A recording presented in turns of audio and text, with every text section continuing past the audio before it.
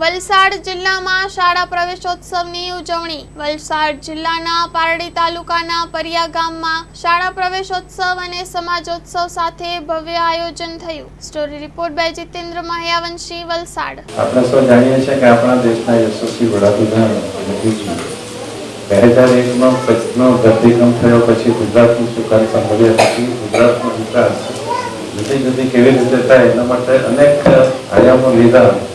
એમાં વાઇબ્રન્ટ ગુજરાત હોય, વનબંધુ કલ્યાણ યોજના હોય, સાગર કેવી યોજના હોય અને સાથે સાથે જો આપણા ભવિષ્યનું ગુજરાત અને ભારતનું નિર્માણ કરવું હોય તો નાગરિક, ભારતનો નાગરિક, ગુજરાતનો નાગરિક શિક્ષિત બને એ માટે એમણે નક્કી કર્યું કે ગુજરાતનું એક પણ બાળક સ્કૂલમાં ભણવા સિવાય પ્રવેશ લેવા સિવાય રહી ન જાય એના માટે શાળા પ્રવેશોત્સવ અને આની શરૂઆત કરી।